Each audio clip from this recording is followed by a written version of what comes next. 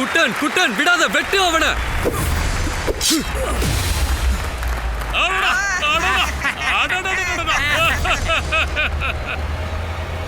யுத்த கலையிலும் வாழ்வீச்சிலும் பிரளயங்கர் மிக சிறந்தவர்.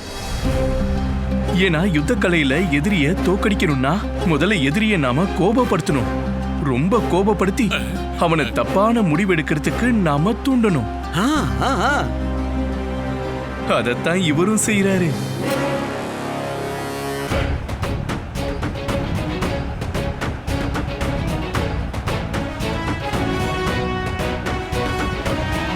பிரளயங்கர் மொத்த வித்தையையும் இறக்குங்க.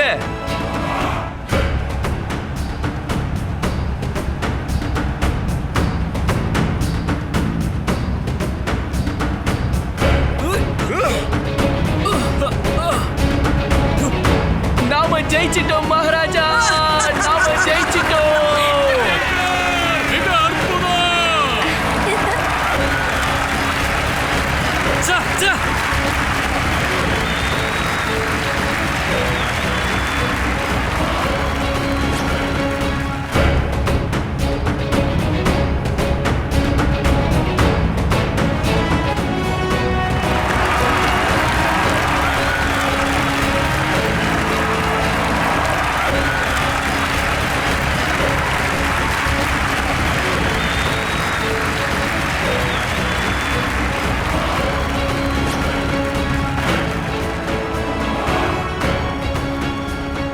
பழமொழிகள் எப்பவுமே உண்மையானதுதான். சூரியனை மேகங்கள் மறைச்சாலும் அது எப்பவும் ஒளி வீசிட்டே தான் இருக்கும். அப்பா என்ன பெரிய அப்பா, இவன் அவன் அப்பாவையே மிஞ்சிட்டான். துர்ஜன் குமார், அங்க பாருங்க.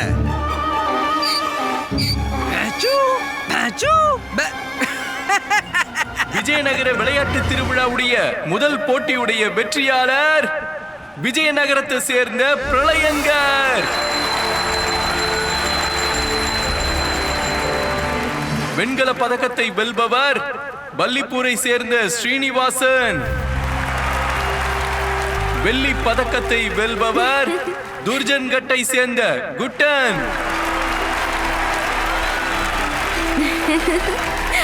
தங்க பதக்கத்தை வெல்பவர் விஜயநகரத்தை சேர்ந்த பிரளயங்கர்.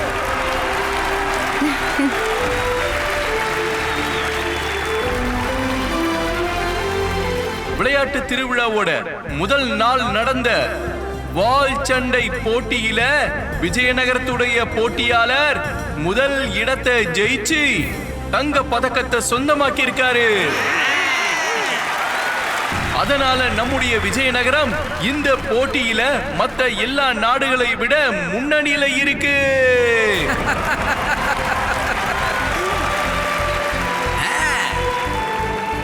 இன்னும் இந்த போட்டிகள் முடிவடையல மகாராஜா பாலா. இந்த முதல் போட்டியில மட்டும்தான் நீங்க ஜெயிச்சிருக்கீங்க. ஆனா இனிமே அது முடியாது. இனிமே நடக்க போற ஒவ்வொரு போட்டியிலையும் உங்க நாடு தோல்வி மேல தோல்வி அடையும். அப்புறம் கழுத மேல உக்காந்து போறதுக்கு தயாரா இருங்க.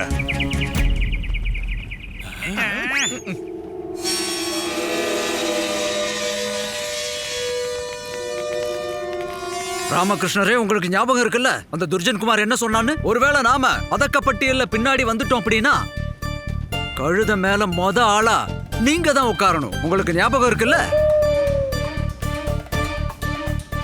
மகாராஜா சொல்றது சரிதான் பண்டிதர் ராமகிருஷ்ணரே.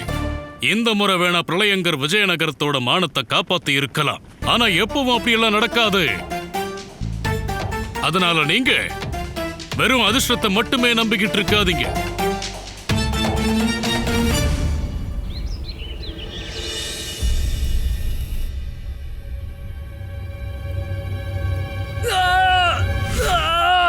நாங்க இங்க வால் பயிற்சி எடுத்துட்டு இருந்தோம். அப்ப அந்த சிலை எப்படி விழுந்துச்சுன்னே எங்களுக்கு தெரியல.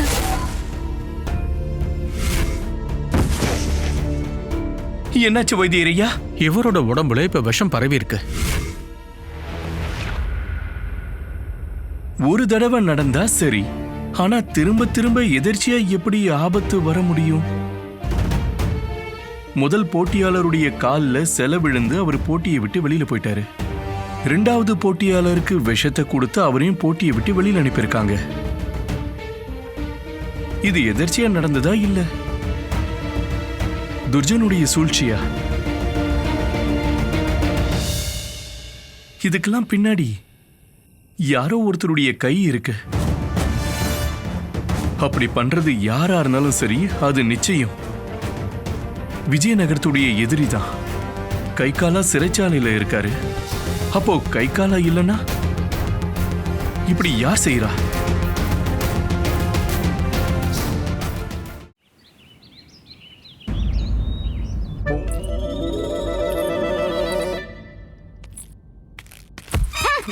ஐயோ, என்ன பண்ற நீ? நீங்க என்ன பண்றீங்க சாரதம்மா?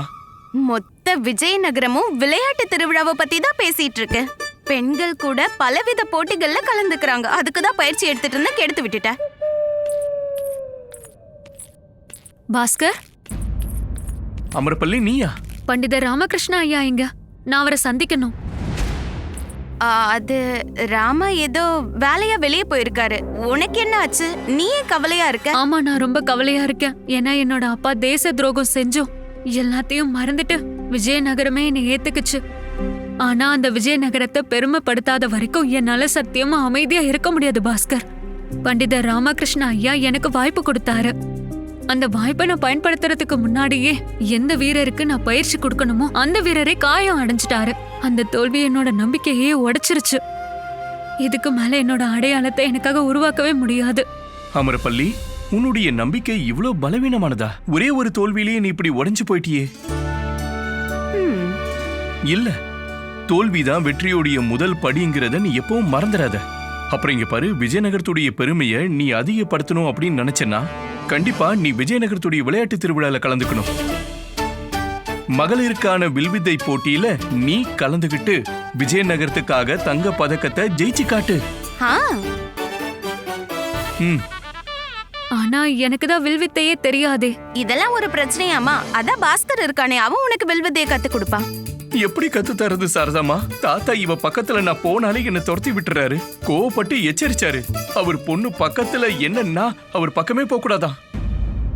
இவளோட அப்பாவை சமாளிக்க உன்னோட அம்மாவே போதும். இரு, நான் போய் ஒரு பாடம் புகட்டிட்டு வர. இரு இரு. அடடா, தடி எடுத்துக்கிட்டு ஓடுற அம்மாவே அமைதி அமைதி. எது பண்றதா இருந்தாலும் நானே பண்றேன், நீங்க அமைதியா இருங்க, சரியா? அமரப்பள்ளி, நீ இப்ப கிளம்பு. நான் சாயங்காலமா உன் வீட்டு பக்கத்துல வந்து உன்னை பாக்குறேன். சரி சரி, நான் கிளம்புறேன். போயிட்டு வரேன்.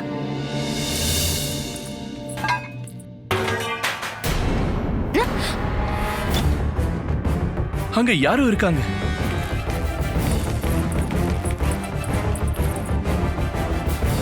இப்ப இங்க யாரும் இல்ல. ஆனா இங்க யாரும் இருந்தாங்களே. அப்படி யாரு நம்மள இங்க கண்காணிக்கிறா? ஏமா? அது கண்டிப்பா பக்கத்து வீட்டு பெண்களா தான் இருக்கும். நான் பயிற்சி எடுக்கிறேன்னா இல்லையான்னு பார்க்க வந்திருப்பாங்க. வேணா பாரு, கண்டிப்பா நான் தான் ஜெயிக்க போறேன். கண்டிப்பா வேற யாரும். அது யாரா இருக்கும்?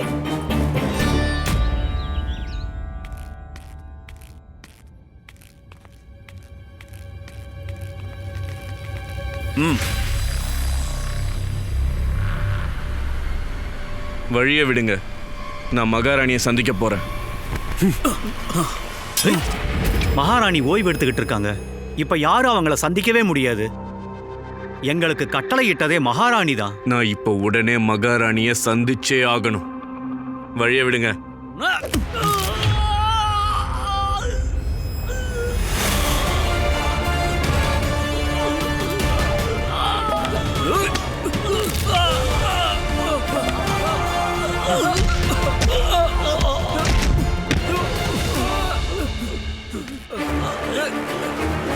ஒழுங்கு மரியாதையா வெறும் பேச்சுவார்த்தையோட முடிஞ்சிருந்தா இந்த நிலைமை ஏற்பட்டிருக்காதுல்ல. இனி உன் நிலைமை தான் ரொம்ப மோசமாக போகுது. அப்படியா? அது எப்படி? அது அவர் வந்தா தெரியும். அவரா? யார் அவரு? சீக்கிரம் தெரிஞ்சுக்குவீங்க. காப்பாத்துங்க, காப்பாத்துங்க, யாராவது வாங்க. யார கூப்பிடுறீங்க? அவரா? அவர் வந்தா இந்த பூமியே அதிரும். அவரா? அவர் நடந்து வந்தா பூகம்பம் வந்த மாதிரி இருக்கும், தெரியுமா?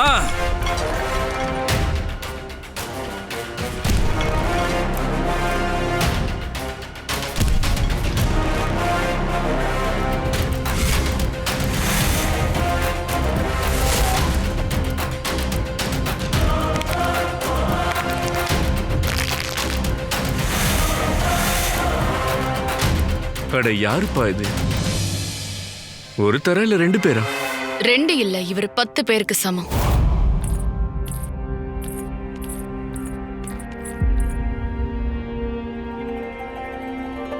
இவர் என்ன மலை மாதிரி பாதுகாப்பாரு. பேரு பர்கம்.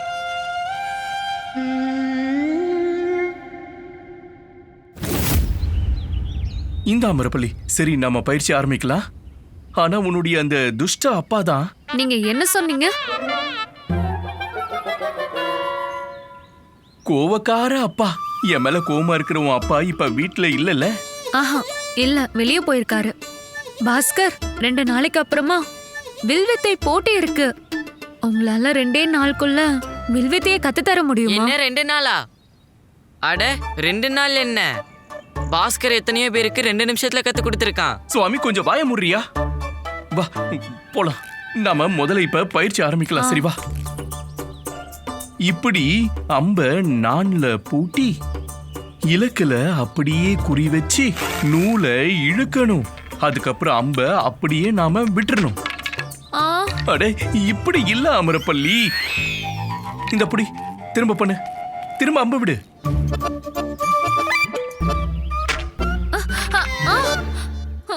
அமரப்பள்ளி கவனமா விடு. நீ என்ன பண்ணிக்கிட்டு இருக்க? ஐயோ, எங்க அப்பா இப்ப வந்துருவாரு. அவருக்காக நான் சமைக்க வேண்டி இருக்கு பாஸ்கர். போதும், இனி எதுவும் தேவையில்லை. நான் இங்க என்னுடைய முக்கியமான வேலைகளை எல்லாம் விட்டுட்டு உனக்கு வில்வித்தை கத்துத்தர வந்தா உனக்கு அதுல கொஞ்சம் கூட கவனமே இல்லையே. நீ எப்படிதான் கத்துக்க போற அமரப்பள்ளி? சரி வேணாம் விடு. உனக்கு முன்னேறணுங்கிற எந்த எண்ணமும் இல்ல. பாஸ்கர், உனக்கு வெக்கமா இல்ல? ஒரு பொண்ணை போய் இப்படி அழ வைக்கிற? இது வில்வித்தை புரியுதா?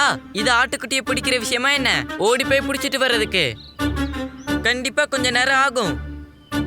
என்ன எதுக்கு பாத்துட்டு இருக்க? அமரப்பள்ளி கிட்ட மன்னிப்பு கேளு. ஐயோ அமரப்பள்ளி, என்ன மன்னிச்சிடு. நான் கோவத்துல ஏதோ பேசிட்டேன். என்ன மன்னிச்சிடு.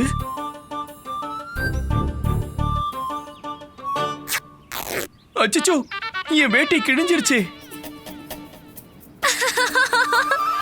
நீங்க என்ன சொன்னீங்க?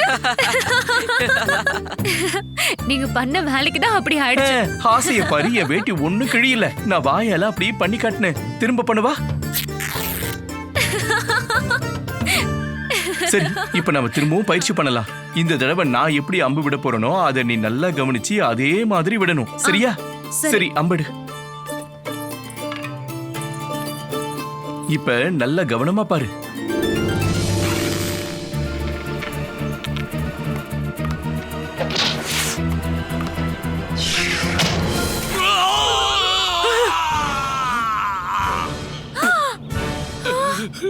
ஐயோ அப்பா, பயப்படாத. இது கூர்மையான அம்பு கிடையாது.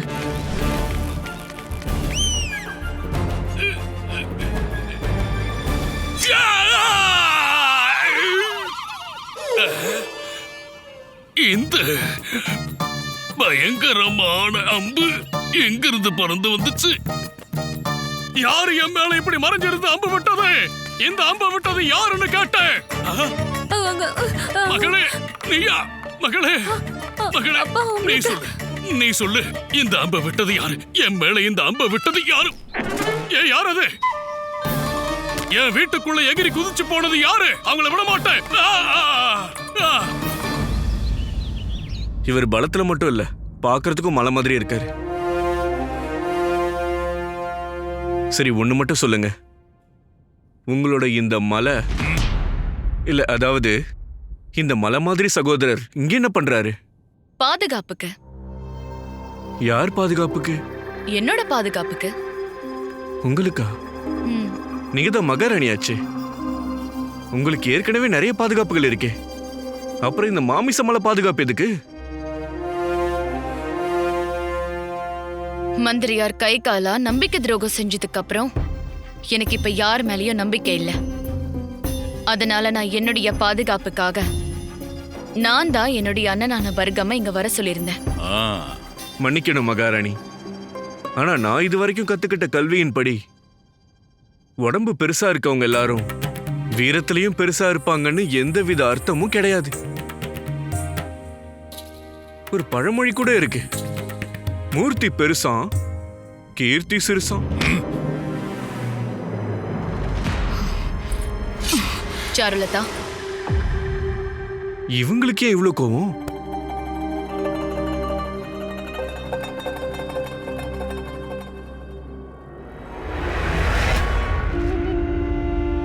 அப்படின்னா ஒண்ணு பண்ணுங்க பிரளயாங்கர். இதோ இந்த கத்தியை பிடிங்க. இதை இவருடைய நெஞ்சுக்குள்ள இறக்கி காட்டுங்க. என்ன? இவர் உங்க சகோதரராச்சே. உங்க சகோதரரை நீங்களே இப்படி கொலை பண்ண சொல்லலாமா? ரக்ஷா பந்தன் அன்னைக்கு உங்க சகோதரர் எந்த பரிசும் கொடுக்கலன்னு நினைக்கிறேன். இந்த கேளிக்கெல்லாம் தேவையில்லை. இப்ப நான் சொன்னதை மட்டும் நீங்க செய்யுங்க. என்கிட்ட இருந்து இந்த கத்திய வாங்கி அவருடைய நெஞ்சுக்குள்ள இறக்குங்க. மகாராணி, நீங்க தான் கேலி பண்றீங்க. நான் தான் சொல்றேன்ல, இந்த கத்திய பிடிங்க, இவருடைய நெஞ்சில நீங்க இறக்குங்கன்னு. இது என்னுடைய கட்டளை, அதை புரிஞ்சுக்கோங்க.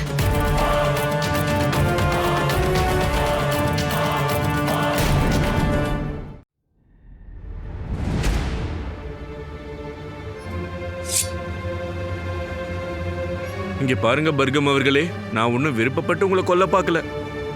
இது மகாராணியுடைய கட்டளை. அதனால இது செஞ்சுதான் ஆகணும். புரிஞ்சதில்ல?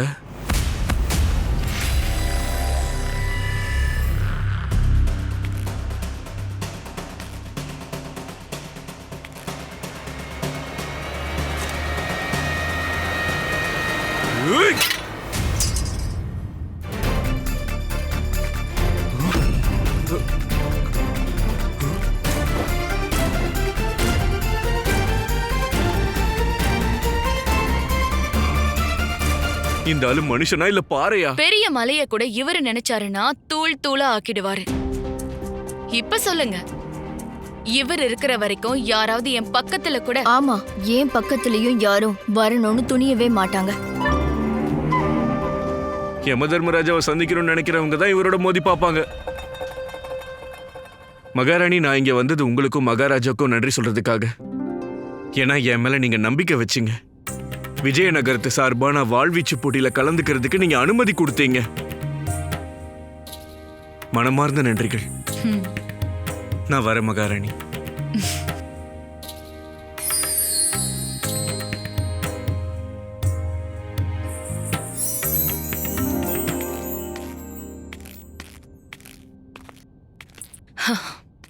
பர்கம், விஜயநகரத்துக்கு உங்களை நான் வரவேற்கிறேன்.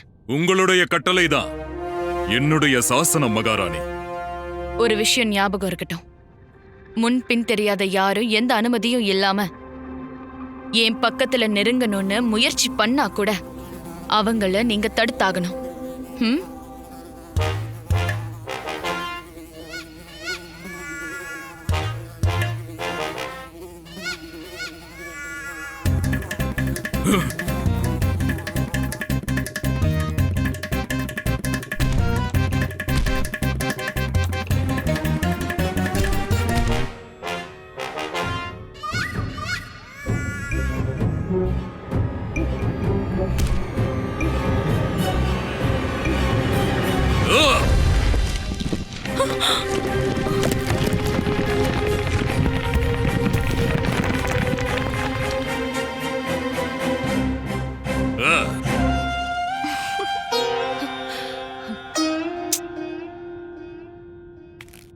பர்கம், அந்த தேனியை எதுக்காக கொன்னீங்க? ஏன்னா உங்க கட்டளையே என்னுடைய சாசனம் மகாராணி. நான் சொன்னது மனுஷங்களை மட்டும்தான், தேனி எல்லாம் கிடையாது. பலம்தான் அளவுக்கு அதிகமா இருக்கு. ஆனா அறிவு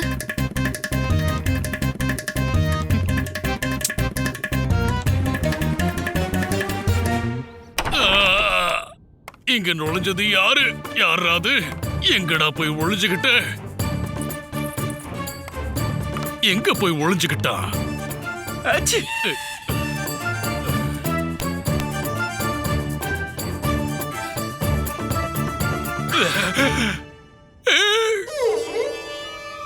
வெளியில வா.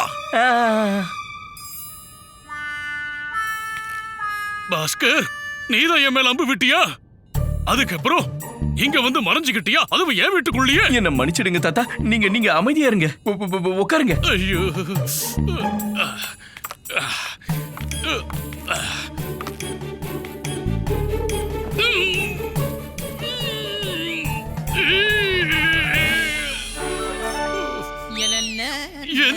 குறும்புத்தனம் இது.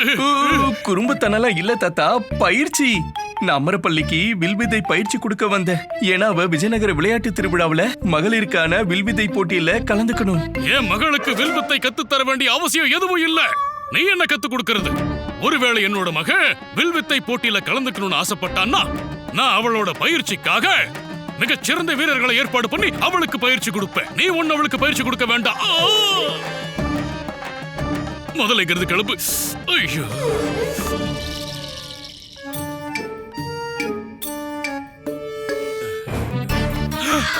நீ இன்னும் கிளம்பலையா?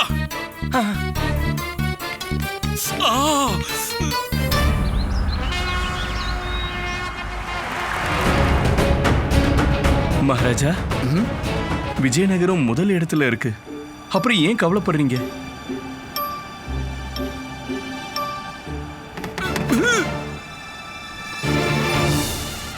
என்னது? ராஜகுரு தத்தாச்சாரியாரே, மகாராஜா, என்னுடைய இந்த இருக்கை ஏன் ஆடுது? ஏன் இருக்கையை இப்படி உருவாக்கி இருக்கீங்க? பதில் சொல்லுங்க. அட தனிமணி, இதெல்லாம் என்ன ஏற்பாடு? குருஜி, நீங்க சொன்ன மாதிரி தானே நாங்க ஏற்பாடு பண்ணிருக்கோம். புரியலையே. சொல்றோம் குருஜி, ஒதுக்கப்பட்ட நிதியில முக்கால்வாசி நீங்களே எடுத்துக்கிட்டீங்க. ஏற்பாட்டாளர்களுக்கு கொஞ்சம் தான் செல்வம் கொடுத்தீங்க, அவங்களால இதான் பண்ண முடியும். குருவே, யார்கிட்ட இந்த ஏற்பாடுகளை கொடுத்தீங்க? தயவு செஞ்சு அவர் கூப்பிடுங்க, நானே அவர்கிட்ட விசாரிக்கிறேன். அட நீங்க கொஞ்சம் அமைதியா இருங்க பண்டிதர் ராமகிருஷ்ணரை. எப்ப பாரு குறுக்க பேசிக்கிட்டு. மகாராஜா, நான் தான் ஏற்பாட்டாளர்கிட்ட சொன்னேன், இத பாருங்க, நீங்க அனுப்புற ஆசனம் ஊஞ்சல் மாதிரி ஆடணும்.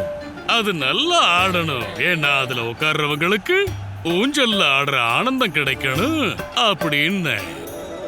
ஊஞ்சலோடையா? ராஜகுரு தத்தாச்சாரியாரே, உங்களோட இந்த ஊஞ்சலை நாளைக்கு நான் பார்க்கவே கூடாது. உங்க விருப்பப்படியே பண்ணிடுறேன் மகாராஜா. ஊஞ்சலா? ஆனா குருவே, நீங்க நம்ம எல்லாருக்காகவும் ஊஞ்சல் மாதிரியான ஆசனத்துக்கு ஏற்பாடு பண்ணிருக்கீங்க. அப்படிப்பட்ட நாற்காலியில நீங்க உட்காருங்க, நல்ல மகிழ்ச்சியா ஊஞ்சல் ஆடுங்க. என்ன, உட்காருங்க. என்னால உட்கார கூட முடியாதுன்னு இப்ப நான் எப்படி சொல்லுவேன்? அம்பு பட்ட காயம் இன்னும் பயங்கரமா வலிக்குது. ஐயோ, உட்காருங்க குருவே. அட பண்டிதர் ராமகிருஷ்ணரே, எனக்கு இன்னும் நிறைய வேலைகள் இருக்கு. அதுக்காக தான் நான் இப்படி நின்னு பொறுப்பா எல்லாத்தையும் கவனிச்சுக்கிட்டு இருக்கேன். எது நடக்க போற இந்த போட்டியை தான் சொல்றேன். ஏன்னா இப்ப நடக்க போற இந்த போட்டியில நம்ம விஜயநகரத்தோட சார்பா நான் கலந்துக்க போறேன். என்ன? இந்த போட்டியில நீங்க கலந்துக்க போறீங்களா? நீங்களா? ராஜகுரு தத்தாச்சாரியாரே, நீங்க உங்களுடைய இந்த உடம்ப வச்சுக்கிட்டு இங்க பாருங்க. ராஜகுரு தத்தாச்சாரியாரே, நீங்க ஏன் விஜயநகரத்தை தோக்கடிக்கணும்னு நினைக்கிறீங்க? சரி, நீங்களே சொல்லுங்க. உங்களோட மகாராஜா மூஞ்சியில கரிய பூசிட்டு கழுத மேல உட்கார்ந்துட்டு விஜயநகரம் முழுக்க சுத்தணுமா? அப்படின்னா நீங்க இதைத்தான் விரும்புறீங்களா? மகாராஜா, என்ன மகாராஜா இப்படி எல்லாம் பேசுறீங்க? நம்ம எதிரி தான் கழுத மேல உட்காருவாரு. நீங்க கவலையப்படாதீங்க மகாராஜா. நான் பார்க்கதான் கொஞ்சம் வயசானவன தெரியுவேன், ஆனா எனக்குள்ள அபாரமான சக்திகள் ஒளிஞ்சிருக்கு. அதுவும் அந்த சிவபெருமானோட சக்தி. அப்புறம் யாருக்குள்ள சிவபெருமானோட சக்தி இருக்கோ அவங்களால எந்த போட்டியிலையும் கண்டிப்பா ஜெயிக்க முடியும். நான் முழு நம்பிக்கையோடு சொல்றேன், இந்த கை மல்யுத்த போட்டியில நான் நிச்சயம் ஜெயிச்சு காட்டுவேன். தனிமணி, சொல்லுங்க குருஜி. புரிஞ்சதில்ல? புரிஞ்சிருச்சு குருஜி. குருவே, போச்சு, அவ்வளவுதான்.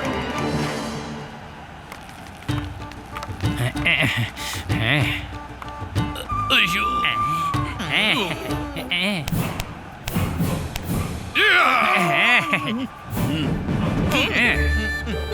இந்த கை மல்யுத்த போட்டியில எல்லா போட்டியாளர்களும் ஒரே நேரத்தில் ஆரம்பிக்கணும்.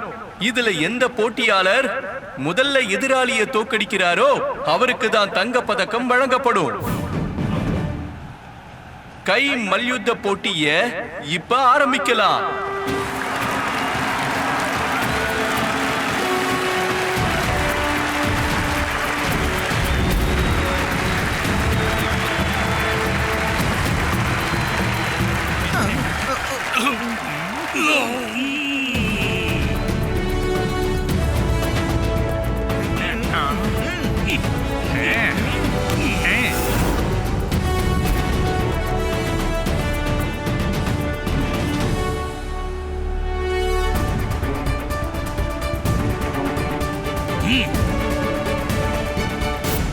எப்படியோ கஷ்டப்பட்டு விஜயநகரம் ஒரு தங்கம் ஜெயிச்சிடுச்சு. ஆனா எல்லா முயற்சியையும் குரு வீணாக்கிடுவாரே. காளியம்மா, நீதான் காப்பாத்தணும்.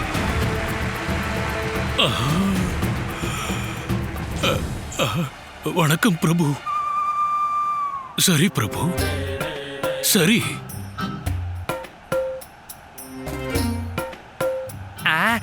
இல்ல பிரபு, இல்ல, அப்படி பண்ணிராதீங்க.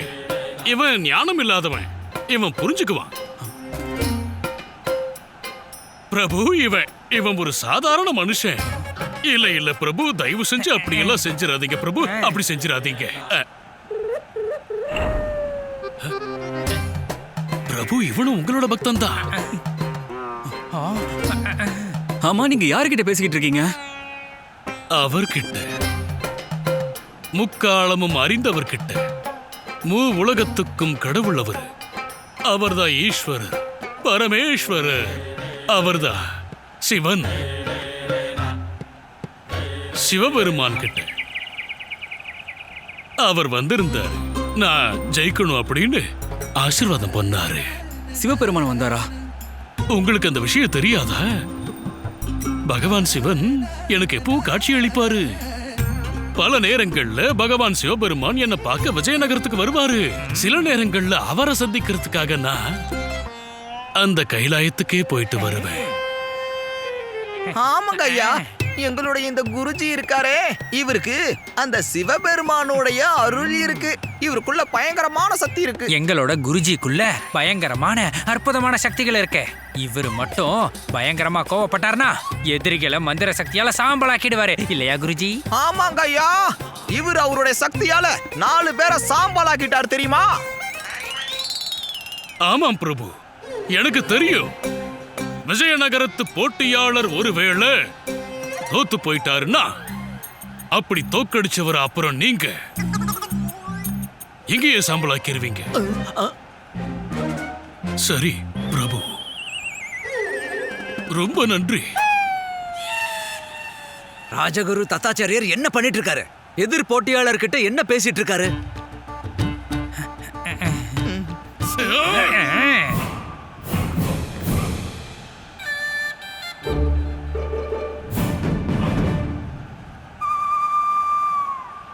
குருஜி, வச்சிடலாமா? சரி, வச்சிடு.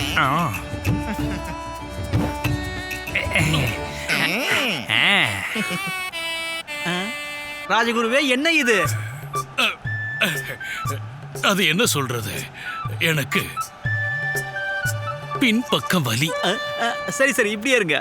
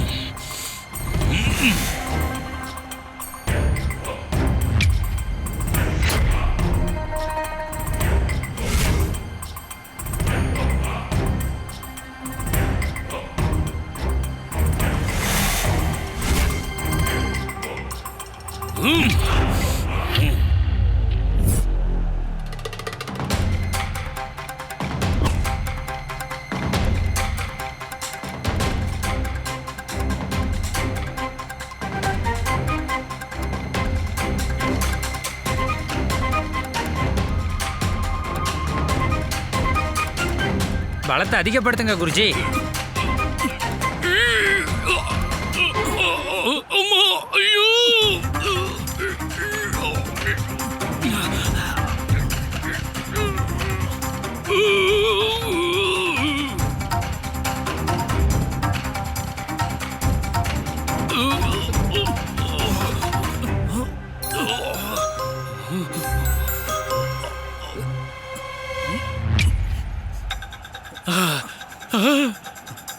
என்ன சொன்னீங்க பிரபு? தம்பி, உன் உயிருக்கு ஆபத்து வந்துருச்சு. அங்க பாரு, பகவான் சிவனோட திரிசூலம் ஒன்னு நோக்கிதான் இப்ப வந்துகிட்டு இருக்கு. கூடவே கூடவே யமராஜன் வராரு. நீ உன்னோட உயிரை காப்பாத்திக்கோ. அங்க பாரு.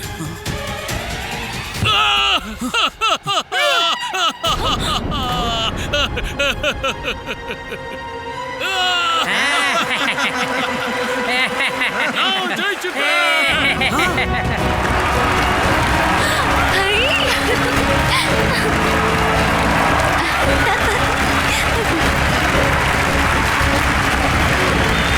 மகாராஜா, நான் ஜெயிச்சிட்டேன். பகவான் சிவபெருமானோட எல்லை இல்லாத அருளால நான் ஜெயிச்சிட்டேன். இது எப்படி சாத்தியம்? அதிர்ச்சிகரமான விஷயமா இருக்கே. மகாராஜா, கண்டிப்பா குரு ஏதோ ஒரு யுக்தியை பயன்படுத்தி இருக்கணும். அட யுக்தியாவது சக்தியாவது, ஆனா போட்டியில அவர் ஜெயிச்சிட்டார்ல, அப்புறம் என்ன பிரச்சனை? மிகச்சிறப்பு.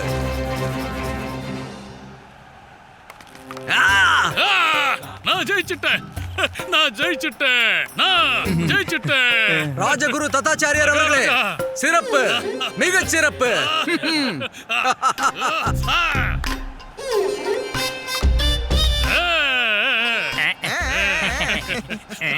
ஆனா குருவே, பண்டித ராமகிருஷ்ணரே, அறிவிப்பை வெளியிடுங்க. அடுத்தது வில்வித்தை போட்டி நடக்க போகுது.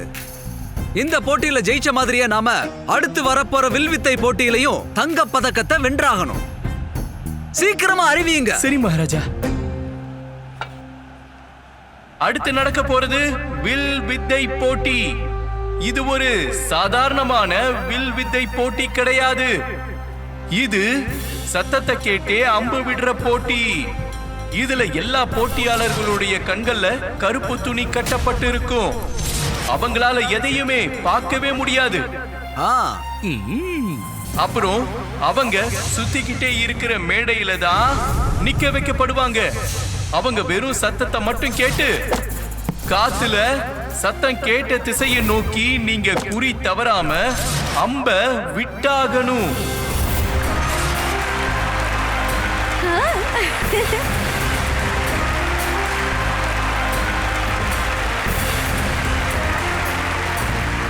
மகாராஜா, நீங்க கவலைப்படாதீங்க. நம்ம போட்டியாளர் இதுல கை தேர்ந்தவர். நீங்க வேணா பாருங்க, நாம தான் ஜெயிக்க போறோம். என்னாச்சு குருவே? என்ன நீங்க இன்னும் இங்கே நிக்கிறீங்க? நீங்க ஆசனத்துல அமருங்க. நான் எதுக்காக உட்காரணும் சொல்லுங்க. ஏன்னா நம்ம கலாச்சாரம் என்ன இருங்க. எனக்கு தெரியாத கலாச்சாரமா என்ன? கலாச்சாரம் பண்பாட்டை கத்து தரணும்னா முதல்ல உங்க மகனுக்கு கத்துத்தாங்க.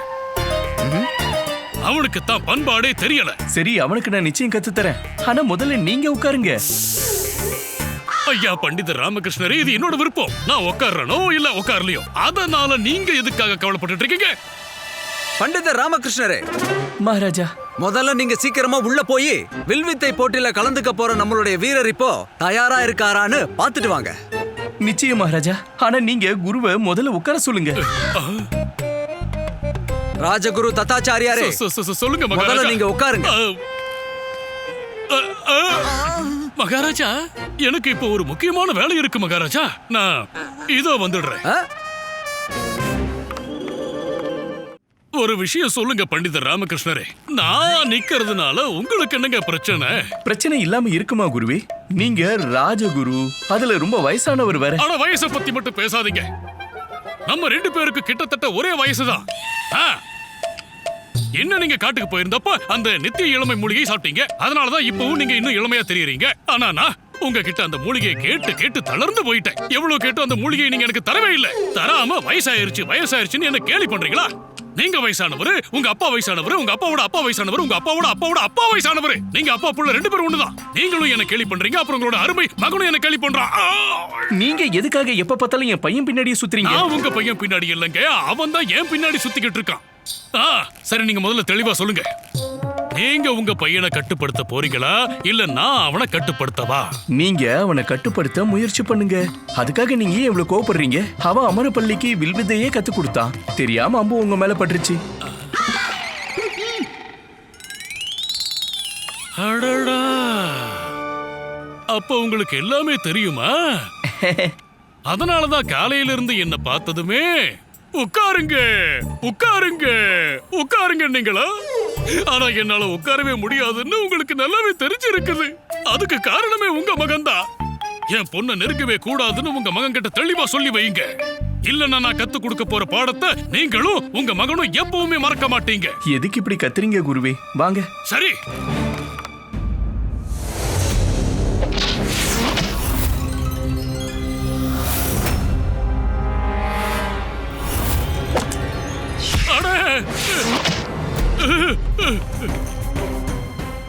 நீங்க என்ன ஏன் தள்ளி விட்டீங்க?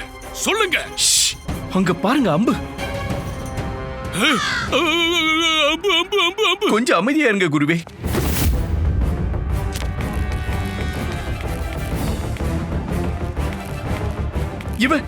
இவன் யாரு உங்க மேல அம்பு மழையே பொழிஞ்சது?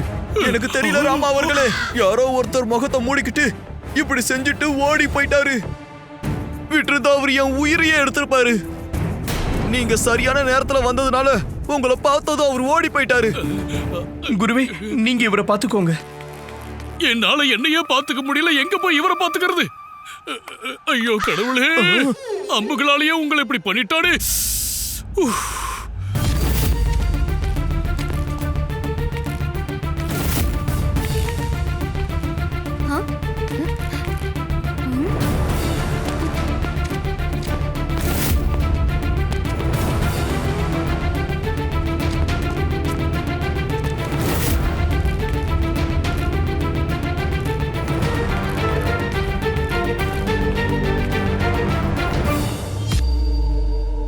இவன் எங்க ஓடிட்டான்? ஒருவேளை துர்ஜன்கட்டோட வில்லாளன் விஜயநகரத்துடைய வில்லாளனுடைய உயிரை பறிக்க வந்தானா?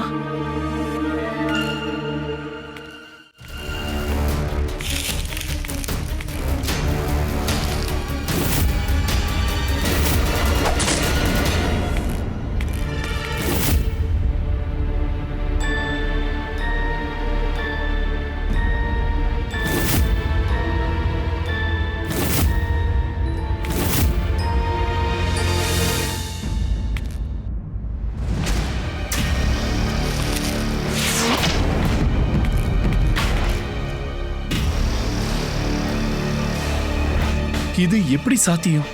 என் கண்ணுக்கு அவன் தெரியவே இல்லை, ஆனா அவன் என்ன பாக்குறானே. இவன் சத்தத்தை வச்சுதான் அம்பு விடுறான். என் காலணி சத்தத்தை கேட்டுதான் இவன் அம்பு விடுறான்.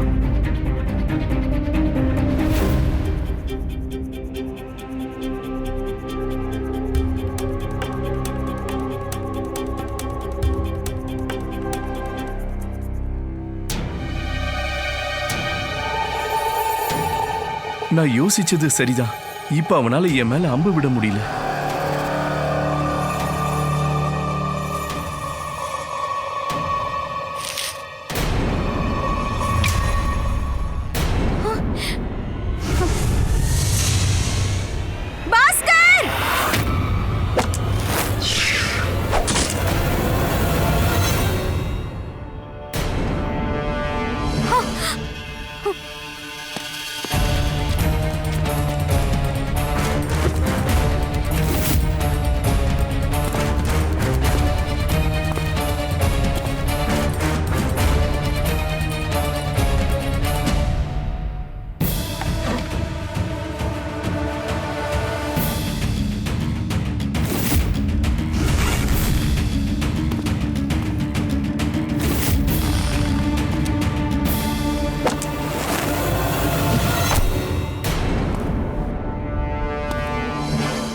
சாரதம்மா, நீங்க எதுக்காக என்ன பாஸ்கர்னு கூப்பிட்டீங்க?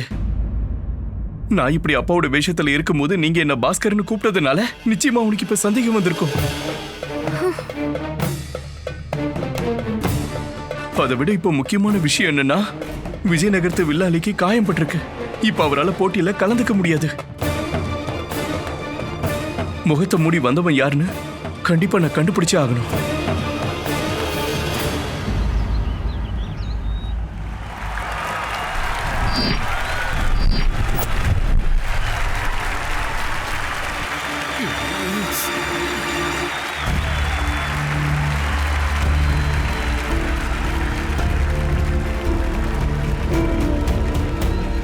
ராஜகுரு தத்தாச்சாரியாரே, பண்டித ராமகிருஷ்ணர் எங்க? வில்வித்தை போட்டி ஆரம்பிக்க வேண்டிய நேரம் வந்துருச்சு. இதோ பாருங்க, பண்டித ராமகிருஷ்ணரே வந்துட்டாரு.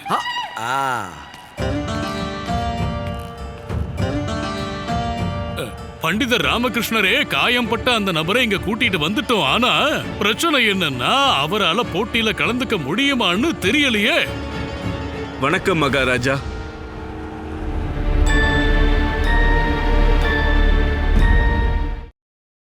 Catch us on TV, Tandivan.com, Facebook and YouTube.